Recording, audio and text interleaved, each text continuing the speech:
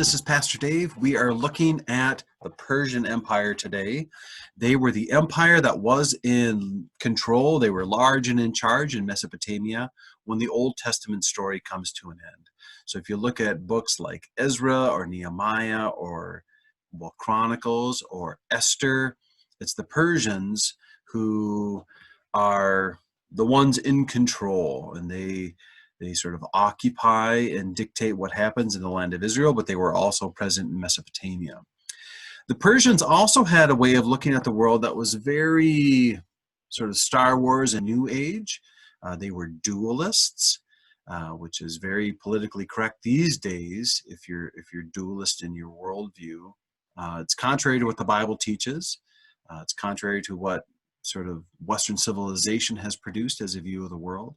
But we'll take a look at that, which will bring us into the idea of good and evil. So we'll also look at the book of Job and then tie that into some modern philosophy looking at existentialism. So we're in all sorts of places today, but it all sort of ties in together, and it's useful, I think, for us Christians to think about these things. So let's get started. Here is the Persian Empire. You notice the Mediterranean Sea, and then north of that, the Black Sea, to the east, the Caspian. Going to the farther to the east and to the south, you see the Persian Gulf and the Arabian Sea, which brings you all the way over to India. And the Persian Empire is what's in white there on the screen. And so you'll notice that the Persian Empire went as far as the Indus River, which marks the border of India. So it was very far to the east, and you'll notice to the west, it goes all the way to Macedonia and to Greece along the Aegean Sea. But then on the southern Mediterranean, you'll see it goes all the way through Egypt over into Libya. So well into the Mediterranean, the Persian Empire reached, and as far east as India. So the world had never seen an empire so big. And so the Persians were a big deal. Cyrus of Persia was called God's Messiah in Isaiah chapter 45. So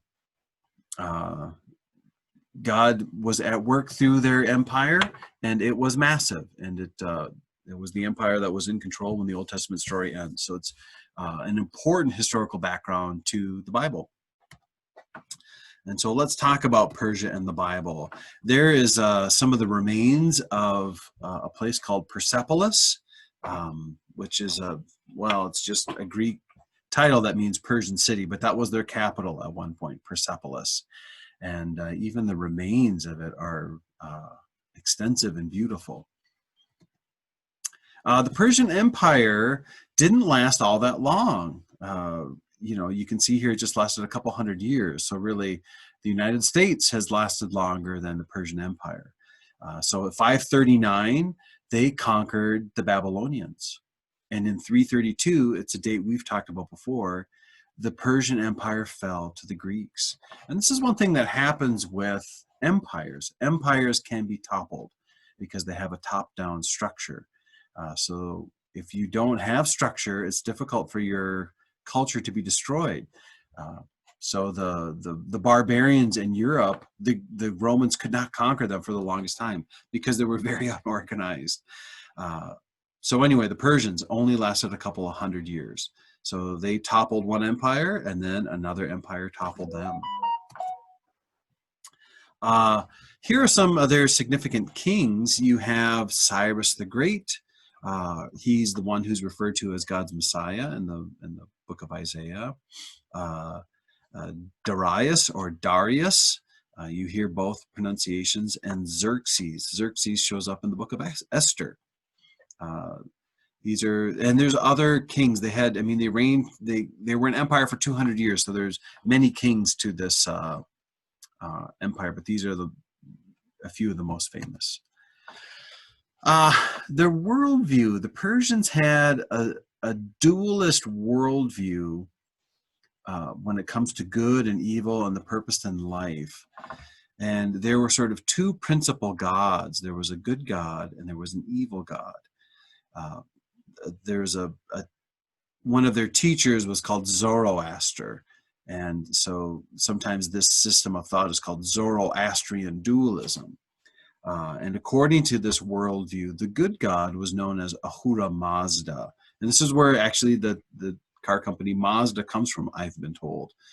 And there was an evil god, Angra Mainyu. And these two gods were evenly opposed to each other. And neither one would ever conquer the other. They were always at odds. And so it's really sort of like the yin and the yang of Eastern philosophy, or the light and the dark side of the Force within Star Wars. These are diametrically opposed but evenly balanced forces, and no one will ever conquer the other. And everything is one. And there's sort of good and bad at work, but they're evenly balanced, and it all works together. It's a very New Agey kind of view of the world. And the New Age movement would be this, right? Because there is only, all is one. And as Christians, we believe that all is two. There's the creation and there's the creator. There's nothing beyond that. And they would say, well, this view would say, well, there's only the creation. There's the good and there's the bad, but they're sort of interlocked, and that's all there is. Or there's these.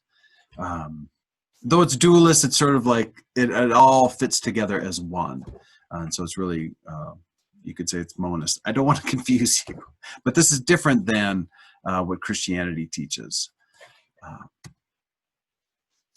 So. How is the book of Job different than this? Or how is the Bible different than this? The Bible teaches that there is the creator. And before the creation, there was only the creator. And then creation began. And it was after creation began that evil began. And so we started off as good, and then things fell. But in the end, we're moving towards redemption or reconciliation. And my phone just rang. I'll call that person back. Sorry for the distraction. And so it started as good, things fell apart, and then we're heading back towards what is good. And so the evil, the bad, is not part of the original design, and it's not a part of the final design. And this is different than dualism, or Zoroastrian dualism, which says that the evil is part of the good. The book of Job, the injustice isn't good that happens to Job, or the suffering that happens to Job is not a good thing, and he wrestles with it. And it's a problem that needs to be contended with, needs to be dealt with in the book of Job. This is very different than Zoroastrian dualism. The book of Job, just to remind you, begins with a bit of a narrative, a bit of a story. And then there's, close to 40 chapters of poetry. And then it ends with a bit of a story. And so you have sort of this narrative bookend surrounding all of this poetry. And it's in the poetry that you have Job's friends advising him, and Job lamenting. And eventually Job confronts God. And God responds to Job from the whirlwind and addresses him. The story of Job, we have a two-stage trial where the Lord is on his throne, and the sons of God, or the angelic beings, come before him, and they begin discussing Job. And the accuser, or Hasatan in Hebrew, which becomes translated as Satan in most English translations, the accuser, the prosecutor of the angelic court, comes before God and says, yes, Job is great, but he's only great because his circumstances are good. If his circumstances were to change, then he wouldn't be so great, and he wouldn't bless you the way that he does. And God says, well, change the circumstances. Go ahead. You will see that Job will continue to bless me. And so that happens. Job doesn't curse God. He continues to bless God. And then the accuser, Hasatan, comes back and says, yes, but I've not been allowed to hurt him. And if he were allowed to suffer, then you would see he would change. And so that is then allowed to happen, and Job receives boils, and he does suffer physically, and he still refuses to curse God. And this goes on, of course, as you know, for some time, and then eventually Job addresses God, God addresses Job, and then Job's good fortune is restored to him. And that's sort of the story of Job, and it's an ancient book that in the Bible that tries to deal with suffering, which is worth considering because we as humans suffer, right? And we're going through a time of strange suffering right now. Many fortunes have been lost, and lives have been lost too with these riots and whatever else. So it's well worth our time and consideration. Who are the sons of God? The B'nai Elohim is this group that's mentioned at the book of Job. You also have in the book of Jeremiah the idea of the divine court, or the divine sod. Sod is a Hebrew word, and in Jeremiah's idea, he has access to this heavenly council that goes on. And what is it exactly? How does it work exactly? We're sort of given an image of it, an idea of it. It's not clearly spelled out. The short of the long of it is that there is discussion that happens within the divine council. Things are at work in the spiritual world that we don't see, that we don't understand. And then from the heavens, from this heavenly council, we have an influence on our world here in the physical world. You clearly in the book of Job, you see this. Jeremiah talks the same way. And it sort of makes sense that there's things going on in the spiritual world that have an effect here in our daily lives, for good or for bad. The suffering of Job. What do we do with the suffering of Job? That's a great question. How do we make sense of it? Well, Job never receives an answer for his suffering. I think that's an important takeaway from this book. We're really in the position of Job when it comes to our suffering. I'm very thankful and grateful that I've not endured horrendous suffering in my own life. Stacy and I have gone through some difficult times in our past, which I'd love to talk with you about if that would ever be helpful in your journey.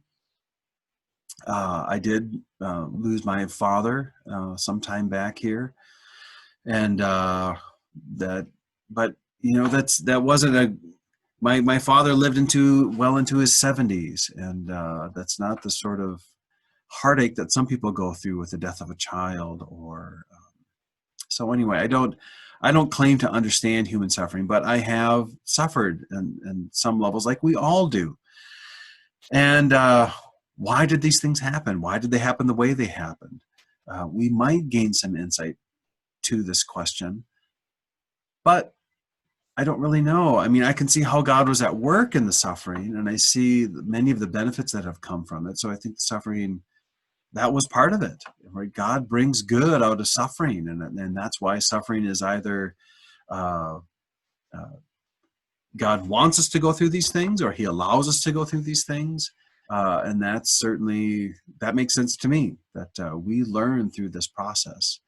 But there's always mystery involved with it. I don't know why things always happen the way that they do. And Job is in the same situation. And that can be a comfort to us. As humans, we don't know everything.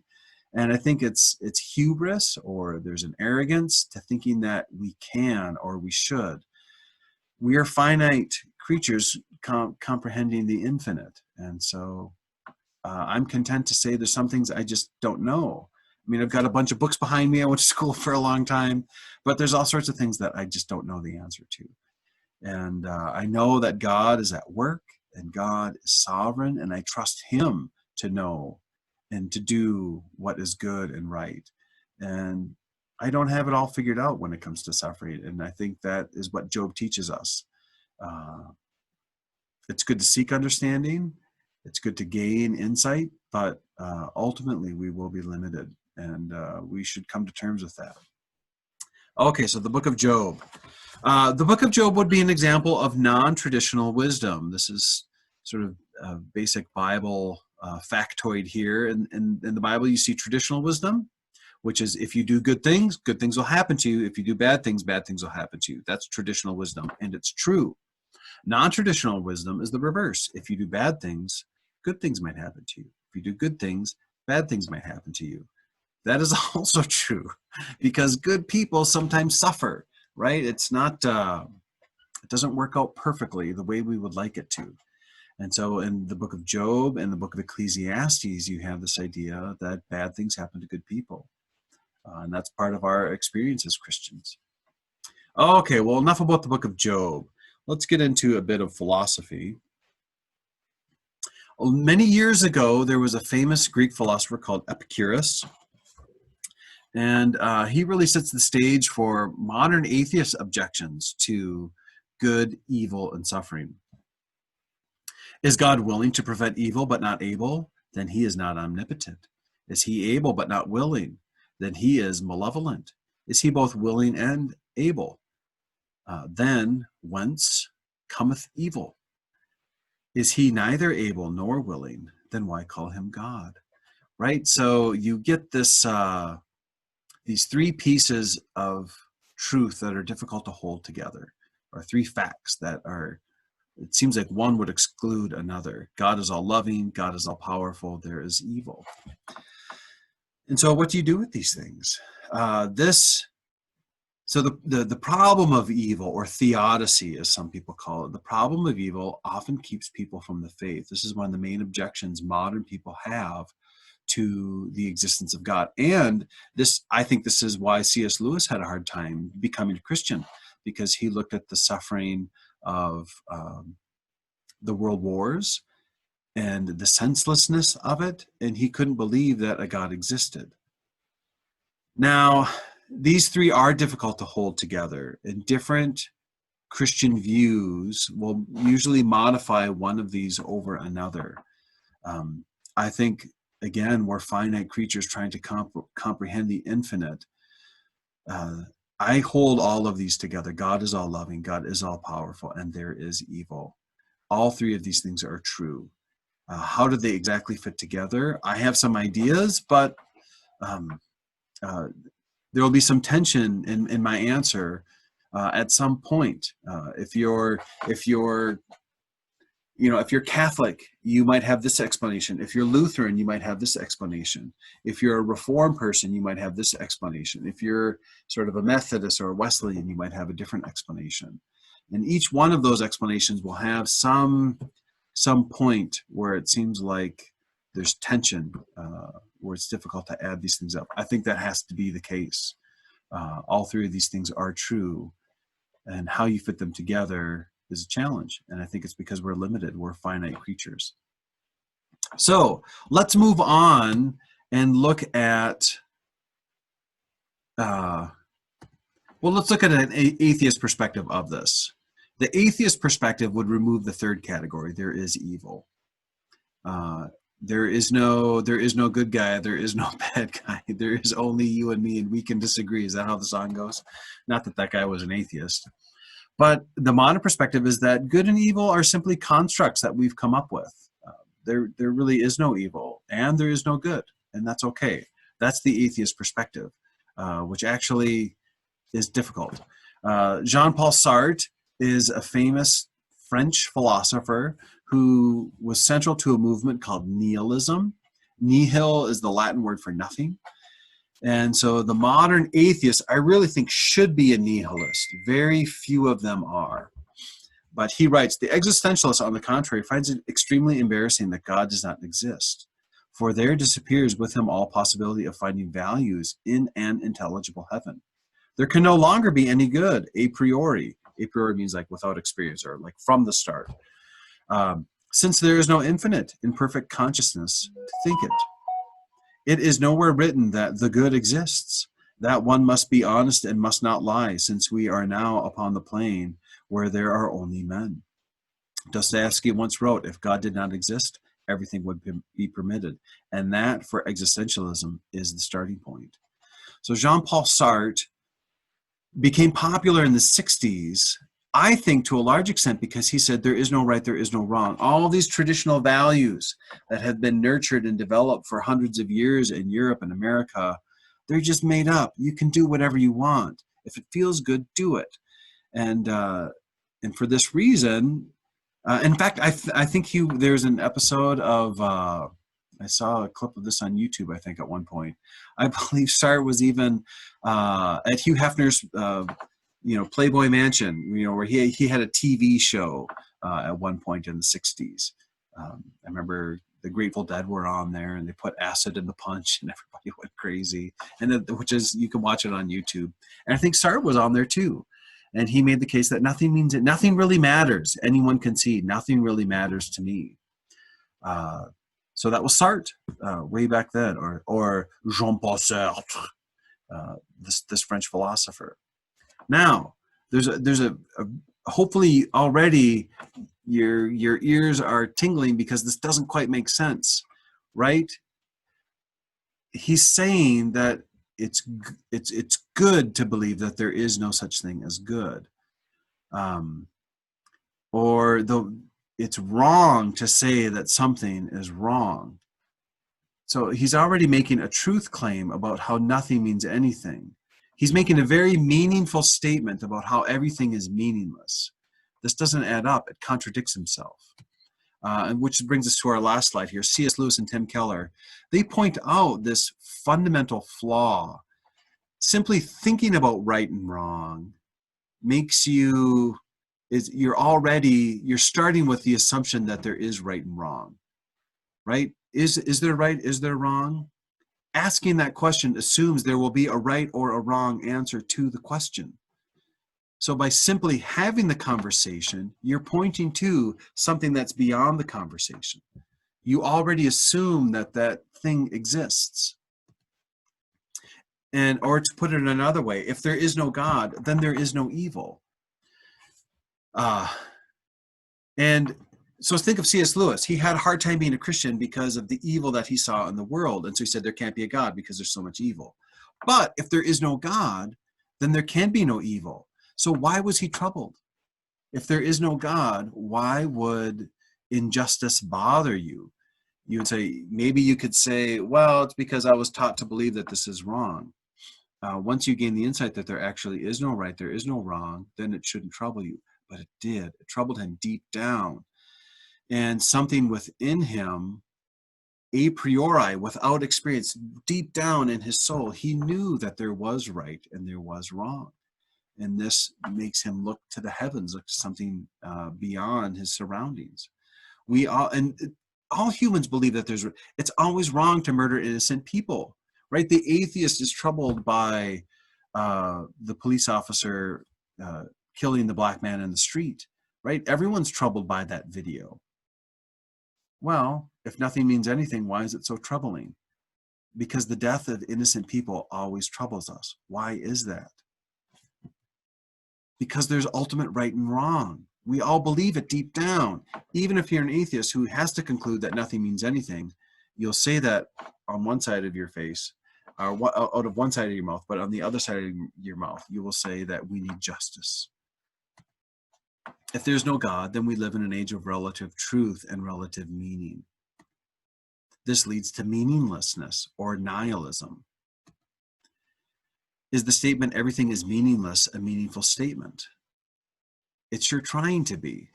And so this is the problem that modern atheists have, that there must be something beyond this world that declares to us what is good and what is evil.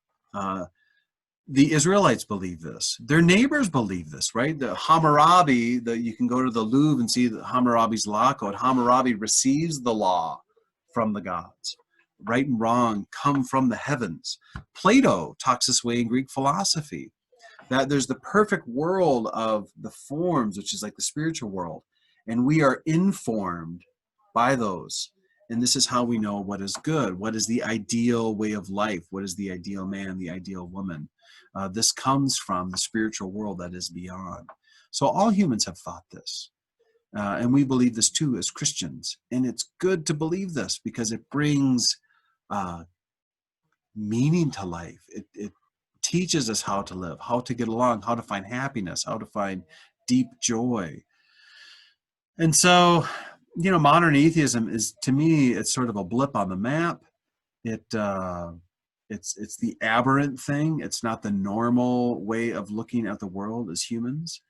And so as Christians, I think we should take great confidence and joy in our perspective, which is tried and true. And it makes sense more than anything else. So maybe I'm biased, but that's how I feel. All right, well, hopefully that wasn't too philosophical for you all. We'll plan on meeting this Sunday at 3 o'clock once again. I hope you can join us. And we'll talk to you later. God bless.